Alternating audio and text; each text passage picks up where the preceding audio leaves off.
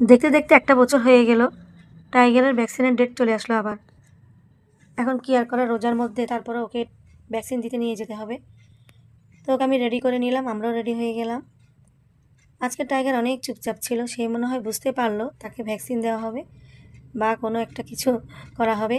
Tiger কিন্তু ব্যাগে ঢুকতে চায় না, আজকে একদম নিরিবিলি হয়ে গেল। সুন্দরভাবে ড্রেসটা পরলো, ব্যাগের মধ্যেও ঢুকে বসে গেল। আজকে একেবারেই বিরক্তি করে নাই। তা আমরা এখন ওকে নিয়ে বেরিয়ে পড়বো, ভ্যাকসিন দিতে নিয়ে যাব। রোজার সময় সন্ধ্যায় আবার ইফতারি বানাতে হয়। তো স্যার আসবেন 3টা বাজে, আমরা বেরিয়ে যাব 2:30 বাজে। তো 2:30 বেজে গেল, যেহেতু আর দেরি করলাম না, বের হয়ে পড়লাম।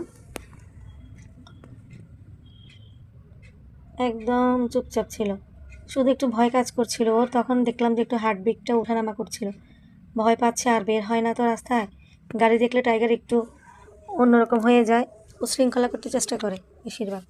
তো যাকে আমরা একটু কথা বলতে বলতে আমার কণ্ঠ শুনলেও আবার একটু বুঝে যে আমি পাশে আছি, তোকে সান্ত্বনা করে রাখলাম।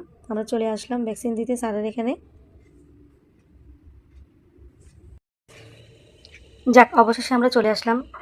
এসে দেখি স্যার আসেনি, আর আমার টাইগারের অবস্থা দেখেন, একদম ভয়ে নিশ্চুপ হয়ে আছে। আর দেখলাম একজন নতুন অতিথি আসলো আবার, এত লক্ষ্মী একটা বিড়াল, ওর নাম ডেইজি। খুবই লক্ষ্মী, একদম চুপচাপ বসে আছে, এই যে কোনো বেল্ট পরাই নেই, কোনো ভয় নেই তার ভিতরে। খুবই লক্ষ্মী লক্ষ্মী একটা বিড়াল। তো অনেকক্ষণ ওকে নিয়ে সময় কাটালাম, যেহেতু স্যার এখনও আসেনি। স্যারের সাথে যারা থাকেন বসে সবসময় ওনারা গল্প গুজব করছেন, অনেক হই আল্লাহ হচ্ছিল তখন। তারপরে আমার টাইগারটা অনেক ভয় পাচ্ছে, যে আরও নিয়ে আসতেছে বিড়াল। স্যার সপ্তাহে একবার আসে তো, তাই একটু ভিড় হয়ে যায়। আর উনি ফেনী থেকে আসেন মাইজ দিতে, তখন আমরা একটু গিয়ে দেখাই আর কি। আর ওনার সাথে আগেই কন্ট্যাক্ট করে নেই কখন আসবেন, আদৌ কি আসবে কি না, না হলে তো আবার গিয়ে ফিরে আসতে হয়। তো উনি আসবে বলাতে আমরা চলে আসলাম, কিন্তু এসে দেখি স্যার এখনও আসেননি। পরে আমি কল করলাম, বললো যে চলে আসবে 10-15 মিনিটের মধ্যে, পথেই আছে। এত মায়া লাগলো এই বিড়ালকে নিয়ে, কিছুক্ষণ সময় কাটালাম, ছবি তুললাম আমি। খুবই লক্ষ্মী একটা বাচ্চা, ওকে স্প্রে করাতে আনলো। যাক, অবশেষে স্যার চলে আসলো, এখন উনি দেখছেন বিড়ালকে। আর এই যে আপুটার বিড়াল, ওই আপু অনেক দূর থেকে আসছে, ও আসছে একদম 2 ঘন্টা আগে, তাই স্যার ওকে আগে দেখে দিল। তো যাকে এবার আমার টাইগারের পালা, টাইগার ভ্যাকসিন দিবে।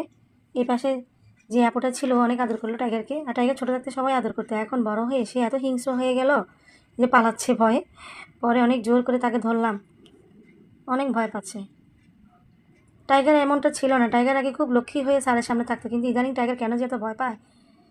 তো স্যার এখন ভ্যাকসিন দিয়ে দিবে। দেখতে দেখতে একটা বছর চলে গেল। পরে ওই আপুটাও এসে ধরলো আমার টাইগারকে, টাইগারের ভ্যাকসিনও দেওয়া হয়ে গেল। যাক, আসলে ওদের জন্য বের হতে হলো, না হলে রোজার মাসে বের হতে একেবারে ইচ্ছে করে না। বিড়ালদের এখন ভ্যাকসিন ডেট কী করবো, আর দেওয়া তো লাগবেই, তাই বেরিয়ে পড়লাম ওদেরকে নিয়ে। আর এদের জন্য উকুনের ওষুধ নিয়ে নিলাম, এই 4 প্যাকেট। পুঁজি একটু বাইরে থাকে সবসময়, পুঁজি বাইরে থেকে শুধু উকুন নিয়ে চলে আসে, তাই বিড়ালদের জন্য নিয়ে নিলাম। যাক, ভ্যাকসিনটা দেওয়া হলো, এখন আমরা বাসায় চলে যাব।